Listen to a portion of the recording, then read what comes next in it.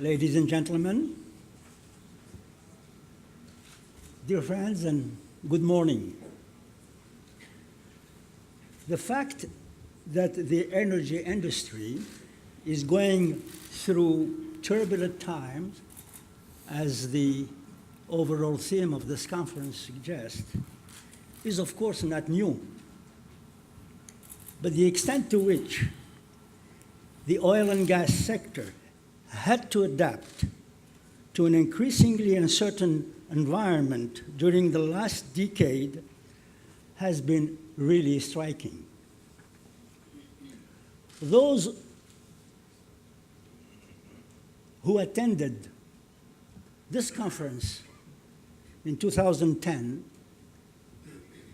might recall that we devoted a full session to the so-called game-changing events which crept upon us since the turn of the century, namely the economic power shift from industrialized countries to emerging economies, the impact of the Macondo blowout on the prospects for deep water drilling, the rapid growth of US unconventional oil and gas production, the oil development contracts awarded in Iraq, which were hailed as a new contractual model for the industry.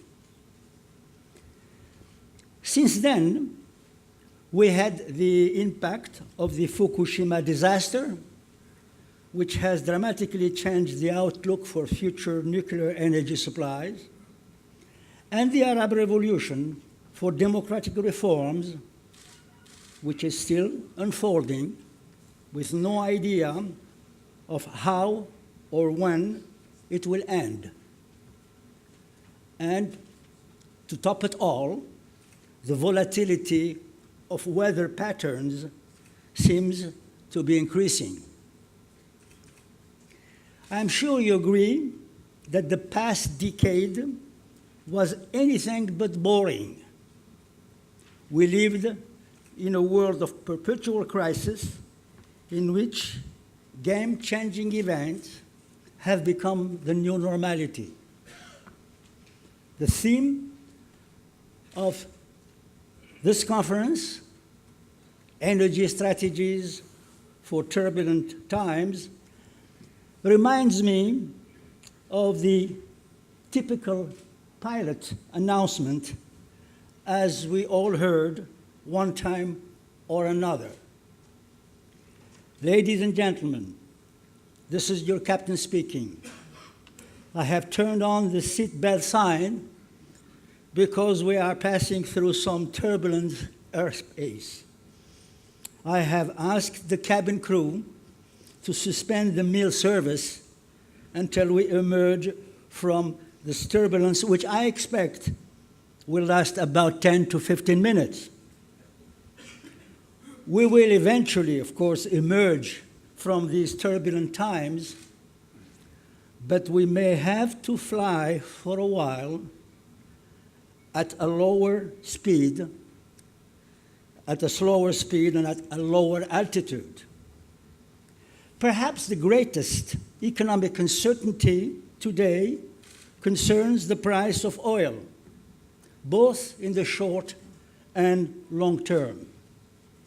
Extreme price volatility causes problems for both producers and consumers, as it undermines their ability to plan ahead. What can we do to improve our ability to foresee where the global oil market is heading?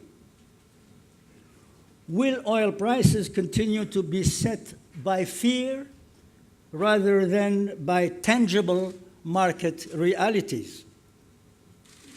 I hope that this panel will bring some clarity to the complex issue of excessive price volatility by identifying the root causes of the prevailing erratic market behavior and consider potential initiatives and remedies to bring about more stability in the oil market. We are fortunate in having 4 particularly qualified panelists and respected figures who will no doubt bring a different perspective to our discussion this morning. His Excellency Abdulla Al-Attiyah, the Chairman of the Administrative Control and Transparency Authority of Qatar. Abdullah, maybe you will explain to us what it is all about. I met Abdullah when oil was selling at a few dollars a barrel, as we were both representing our respective country in the OPEC Economic Commission Board. You remember Abdullah? Abdullah is an accomplished oil man, a long-time civil servant, former minister, of course, of energy, industry, water, electricity, what else? And who served several times as president of the OPEC conference. He has moved Qatar to the top of the LNG tree and played a key role in the ongoing process of changing the face of his own country while contributing to putting Qatar on the world map. Another Abdullah, His Excellency Abdullah Salem El-Badri, the OPEC Secretary General, whom I met, or I know, for 3 decades, even before we both served as oil ministers in our respective countries. Abdullah is also an accomplished oil man who has held senior position in a high office for over 25 years as a NOC executive, a CEO, an oil minister, and twice as president of OPEC. Maria van der Hoeven, the executive director of the International Energy Agency, who took over her current position a year or so ago when a clash was still going on between OPEC and the IEA on the use of strategic reserves. Previously, Maria served as Minister of Economic Affairs of the Netherlands and played an active role in European energy policy, focusing on market liberalization and energy security, where she developed a strong sense of international dialogue.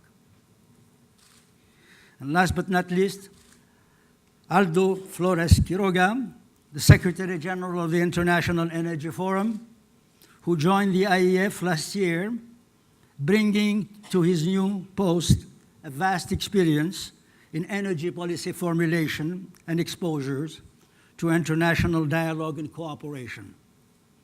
Prior to his current position, Aldo served the Mexican Ministry of Energy in various capacities, first as General Director for Bilateral Economic Relations, and then as Assistant Secretary for International Affairs.